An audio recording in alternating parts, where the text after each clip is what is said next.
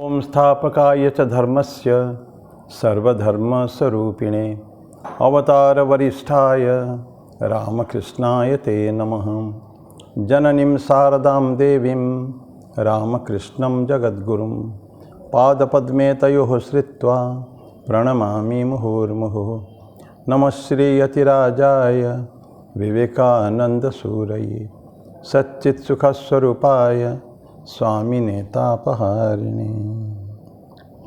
ओम वसुदेवसुतं देवं कंसचाणूरमर्दनं देवकी परमानंदं कृष्णं वंदे जगद्गुरुं। भगवान श्री राम कृष्ण देव जगत जननी माँ शारदा जी और स्वामी जी को प्रणाम अर्पित करता हूँ। मेरे गुरुदेव पूजन स्वामी भूतसानंद जी महाराज जी को मेरा प्रणाम। भगवान श्री कृष्ण गीता के गायक उनको मेरा प्रणाम और आप सभी को प्रणाम है। अभी स्थित प्रज्ञा लक्षण का अंतिम श्लोक आज लेंगे and that will complete our series on स्थित प्रज्ञा लक्षण। 16वां वीडियो आज होगा, 15वां हो गया, 71वां श्लोक में। आज के जो अंतिम श्लोक है ये है कि सभी हम पढ़ चुके हैं। ऑल एक्सेलेंसेस में सारे शांति कैसे मिलेगी और उसके इंद्रियों को कैसा रखना है, कैसे रहना, कैसे चलना है, विभिन्न विषय में पढ़ चुके हैं। पिछली बार जो पढ़ा था हम लोगों ने, अब सारे कामनाओं को और स्पृहाओं को छोड़ते हुए अहंकार और ममत्व अहमत्व को छोड़ के जो रहता है वो उसको शांति मिलती है। आज जो अंतिम स्थिति जो है जिसको हम इल्यूमिनेशन कहेंगे, ईश्वर लाभ कहेंगे, जो स्थिति है उसी स्थिति की चर्चा करेंगे। तो भगवान कृष्ण कहते हैं 72वां श्लोक, ऐसा ब्राह्मी स्थिति प्रार्थ नैनम प्राप्य विमुह्यति स्थित्वस्याम अंतकालेपि ब्रह्म निर्वाण वृच्छति। ये बोलते हैं अंतिम श्लोक। बोलते हैं कि हे पार्थ, यही ब्राह्मी स्थिति अर्थात ब्रह्म स्वरूप में अवस्थिति है। ब्राह्मी स्थिति ब्रह्म स्वरूप, इस अवस्था को प्राप्त कर मनुष्य कभी मोहित नहीं होता। अंतकाल में भी इस अवस्था में प्रतिष्ठित होकर वो ब्रह्म निर्वाण अर्थात ब्रह्म स्वरूपता की शांति को प्राप्त हो जाता है। ये लास्ट है। तो ब्राह्मी स्थिति, ब्रह्म तो मतलब जो हाईएस्ट इल्यूमिनेशन जिसको कहते हैं वो ब्रह्म की प्राप्ति है। ठाकुर कहते थे ईश्वर लाभ ही मनुष्य जन्म का उद्देश्य है। जब मन ये प्राप्त कर नहीं हुआ तो इसका मतलब हमने अपना कर्तव्य पूरा नहीं किया है। तो यही जो ब्राह्मी स्थिति, ब्रह्मत्व की स्थिति, ईश्वर लाभ कहें, देवत्व की प्राप्ति कहें, जो भी कहें, विभिन्न नाम से उसको पुकारते हैं, ऐसा ये है ब्राह्मी स्थिति है पार्थ। न एनाम प्राप्य विमुह्यति, एनाम इसको प्राप्त करके इंसान को मोह नहीं होता, डेल्यूजन नहीं होता। डेल्यूजन मतलब कभी भ्रम में पड़ जाता है, भ्रम की स्थिति हो जाती है उसका।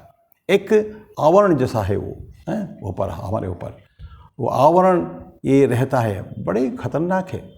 ईश्वर की जो माया है ना, भगवान कृष्ण बोलते हैं कि दैवी हैसा गुणमयी मम माया दुरत्यया। ये डिवाइन है, ये दैवी हैसा, ये गुणमयी है और कैसा दुरत्य, बहुत डिफिकल्ट है, लेकिन उसको प्राप्त पार कर सकते हैं। इतना बड़ा माया का भवसागर को प्राप्त पार कर सकते हैं। कैसे? मामे वो ये प्रपद्यंते माया में तम तरंती थे। मुझ तक जो आना चाहते आते हैं, मेरे तक आ जाते हैं, वो माया को तर जाते हैं। उनके लिए माया धीरे धीरे चला जाता है, अपसरित हो जाता है। तो ये बोलता है कि इसको इससे बोलता है कि इसका मोह नहीं होता। एक बार ये प्राप्त हो गया, इंसान को भ्रम कभी नहीं होता। He is perfectly on the right path, ऐसा आप मान सकते हैं। और फिर बोलते हैं स्थित्वा अस्याम, इस स्थिति में रहते, अस्याम इस स्थिति में, अस्याम इसी स्थिति में स्थित्वा रहकर, कब? अंतकालेपि, जीवन भर में अगर नहीं हो पाया, लास्ट स्टेज में अगर भी इसके इंसान इसके प्राप्त हो गया ना, तो उसके ब्रह्म निर्वाण हो जाता है। फिर उनका मुक्ति हो जाती है। ब्रह्म निर्वाण मतलब फाइनल इमांसिपेशन, मुक्ति जिसको कहते हैं, मोक्ष। हम लोग भगवद गीता पढ़ रहे हैं। भगवद गीता ही एक मोक्ष शास्त्र है। शुरू में शायद हमने कहीं बोला होगा, हिंदू शास्त्र में 3 ऐसे शास्त्र है, पुष्प है, वो मोक्ष शास्त्र, प्रस्थान त्रयी कहते हैं। उपनिषद, ब्रह्मसूत्र, भगवद गीता। उस भगवद गीता की पढ़ते हैं, उसमें भी ब्रह्म निर्वाण की बात पढ़ते हैं। ब्रह्म निर्वाण मतलब एवरीथिंग इज उनके ब्रह्म में मिल जाते हैं जाके फाइनल। छोटी छोटी नदी नाले जब समुद्र में मिल जाते हैं, दे बिकम वन विथ सागर, ये होता। तो अस्तित्व से अंत काल भी है भगवान कृष्ण, ये भी आशा की वाणी है। मान लीजिए जीवन भर नहीं हुआ, लास्ट स्टेजेस पे बिल्कुल जाते जाते मृत्यु से पहले भी अगर इस स्थिति में पहुंच गए तो भी आपका निर्वाण हो जाता है, ब्रह्म निर्वाण मृच्छति पार्थ।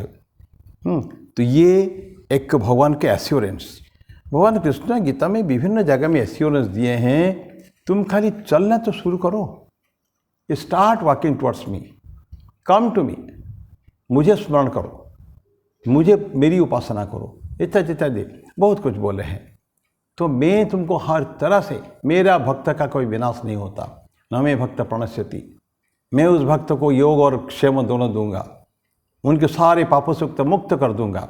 ये विभिन्न स्थान में गीता, केवल भगवद गीता में ही भगवान की आश्वासन वाणी है। अभी इस श्लोक पर चर्चा करें। हम सपने देखते हैं ना, ड्रीम्स में जो ऑब्जेक्ट देखते हैं, ये जब तक ड्रीम है, सपना है, तब तक है। हम देखते हैं हम कहीं जंगल में जा रहे हैं, कि शेर आ गया या कुछ आ गया है, या कुछ बड़े मंदिर में जा रहे हैं, होता दिव्य दर्शन भी कभी होते हैं, मंदिर के दर्शन भी हैं, किसी मंदिर में गए हैं, बहुत सुंदर वातावरण है, वह भी हम घूम रहे हैं। तो जितने, या कोई डरावना स्थिति भी है, ये तब तक है। अच्छा एक्सपीरियंस, बुरा एक्सपीरियंस जो भी होता है, कब तक रहता है वो? जब तो ड्रीम है। जैसे उठ जाते हैं, अरे मैं तो सपना देख रहा था, ये भावना होती है ना, सपना देख रहा था।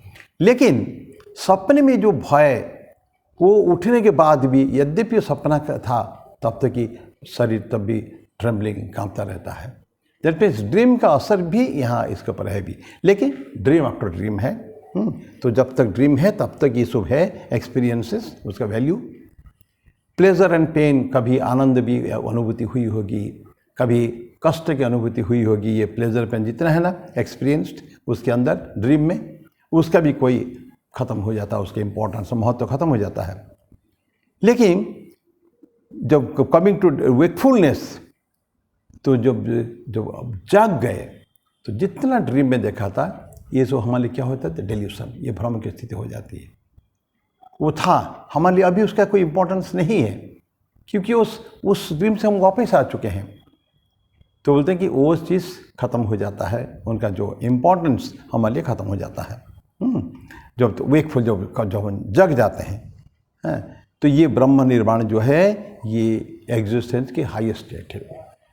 इंसान की, मानवता की जो अंतिम जो कड़ी है, वो है ये ब्रह्म निर्वाण, लास्ट निर्वाण। हम धीरे धीरे कामना वासनाओं को छोड़ते जाते हैं, जब तक अंतिम वासना भी रह जाती है ना। लास्ट छोटा सा भी अगर हमारे मन में कामना है, ठाकुर बोलते हैं अगर संदेश एक तो खाने की, एक मिठाई खाने की अगर तुम्हारे मन में अब इच्छा हुई मृत्यु के समय, तो मीठा खाने के लिए तुमको आना पड़ेगा। इतना डिफिकल्ट है। इसीलिए बोलते हैं नहीं, अब इसके पहले बढ़ते कामना वासना सारे को छोड़ना पड़ेगा। No desires, absolutely no desires, मुझे चाहिए कुछ नहीं है, सिर्फ मेरी अवस्था में मेरा काम समाप्त हो चुका है और मैं इस जगत में जीता हूँ। मेरे जो बचे हुए समय हुए, इसको जीवन मुक्ति कहते हैं उसको।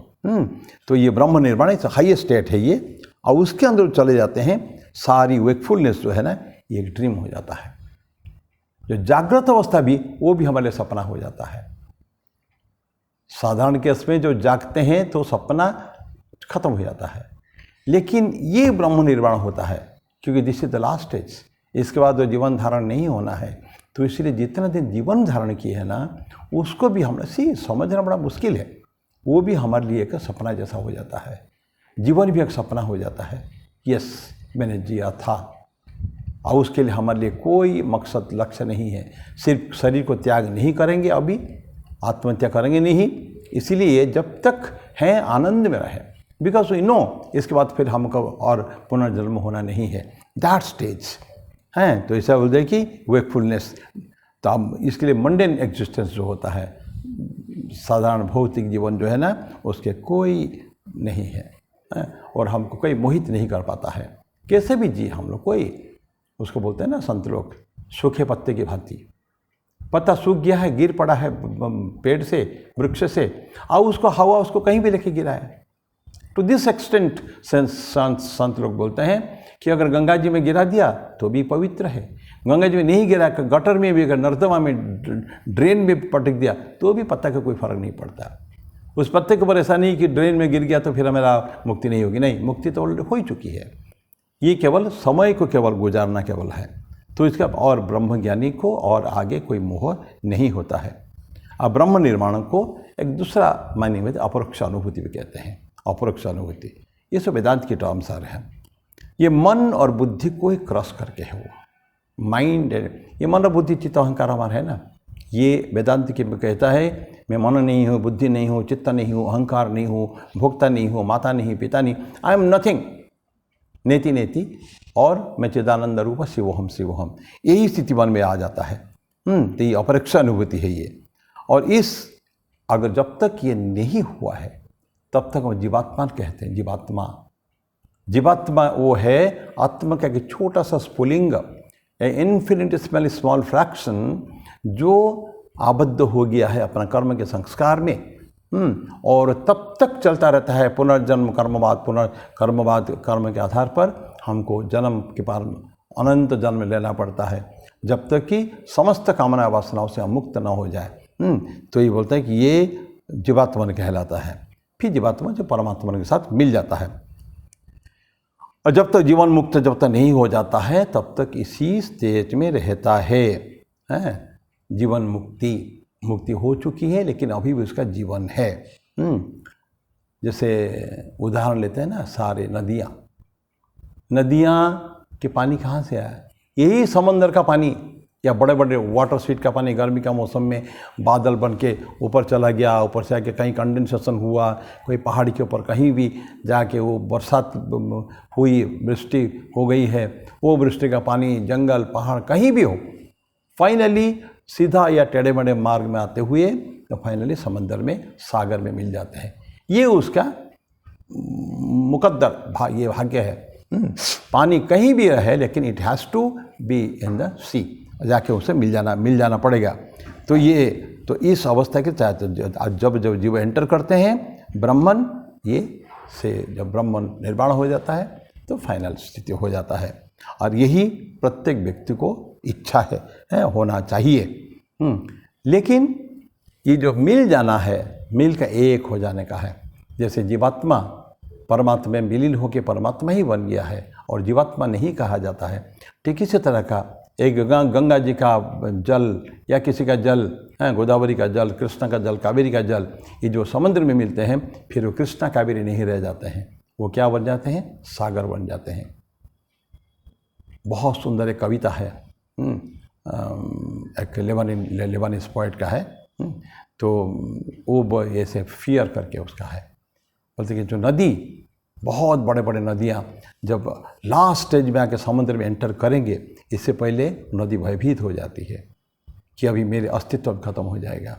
मैं अभी विशाल सामने देखता है वो सागर है, और ये नदी जाके वो मुहान के ऊपर जाके है, अभी मिलेगा, तब तक भय आता है। लेकिन बोलते भय करने की ज़रूरत नहीं है। ये भय नहीं, भय क्यों नहीं है? क्योंकि ये नदी चाह कर भी और वापिस हिमालय में नहीं जा सकता, या जाए उसको जाना है सागर में। दूसरी बात उसको ये याद करना है, तो जैसे मिल जाएगा फिर वो गंगा नहीं रह जाएगी, वो नदी जमुना नहीं रह जाएगी, फिर क्या हो जाएगी? सागर, बंगाल की खाड़ी या अरब सागर या प्रशांत महासागर, जिस भी सागर तो सब एक ही होता है, साहब इंटरकनेक्टेड है। तो ये भय नहीं है। तो ठीक यही स्थिति है इंसान का भी। तो जब तक जिंदा है उसको लगता है कि मैं जीवित हूँ, लेकिन अब मृत्यु हो जाती है, जीवन मृत्यु हो जाती है, जीवन मुक्ति, तब तक उसके फिर और भय कुछ नहीं है, जाके उससे मिल जाती है। और यही बोलते हैं कि ये जो अंत समय में भी, ये अंतिम बात के समाप्त करेंगे, स्थित्वा अस्याम अंतकालेपि, लास्ट स्टेज में भी शरीर में जीवन है, अंत समय में भी अगर ये स्थिति प्राप्त हो गई ना तो भी शेष उनका समाप्त हो जाएगा, तो भी मुक्ति हो जाएगी। 25 साल पहले, 50 साल पहले हो जाएगा तो भी कुछ दिन जीवित रहेगा वो व्यक्ति, जीवन मुक्त कहलाएगा। नहीं तो अंत समय होगा तो फाइनल उसका विलीन हो जाएगा उसमें वो। तो ये भगवान कृष्ण इसी के ऊपर एक और पहले भी बोले हैं। अंतकाले जो ये अष्टम अध्याय में है, अंतकाले च मामेव स्मरण मुक्ता कलेवरम यह प्रयाति समद्भावमेति नास्ति अत्र संशयः। अंतकाल में भी जो मुझको स्मरण करते हुए इस इंसान का शरीर छोड़कर महाप्रयाण करेगा वो मुझको ही आएगा, इसमें संदेह नहीं है। लास्ट स्टेज में भी तो ये अभी हम इसके साथ हम समाप्त करते हैं। तो बाकी ये सब उसके बाद वो ठाकुर की बातें कुछ है उसके ऊपर बातें नहीं करते हैं। लेकिन हाँ, ये काम हो जाने पर जब मुक्त हो जाता है ना, फिर उसको काम कुछ नहीं रह जाता। और बहुत सुंदर उदाहरण ठाकुर देते हैं कि घर में विवाह एक लड़की का हुआ है, विवाह प्रेग्नेंट हो गई है, तब तक वो काम करती है। जब प्रेगनेंसी का लास्ट स्टेज आता है उसको फिर सास उसका काम घटा देती है। ये ठाकुर की उदाहरण है वचनामृत में। और जब बच्चा पैदा हो जाता है उसको फिर और कुछ काम नहीं रहता, उसको सिर्फ बच्चा को लालन पालन करना उसका काम है। कि इंसान का जब मुक्ति हो जाती है तो यही स्थिति हो जाती है, कुछ काम करने की जरूरत नहीं है। जो करना था जीवन भर में काम कर लिया। ना इज फ्री, चार तो मूव करेगा, वास्तव तो मुक्त पुरुष जैसा मूव करेगा, ऐसा सभी की इच्छा भी है। और ये सब क्या है, कभी ना कभी 84 लाख होने के बाद या लाख कितने लाखों के बाद कभी ना कभी इंसान को जाने अनजाने उसको तो मुक्त होना ही है। सो जितना जल्दी हो जाए उतने अच्छी बात है।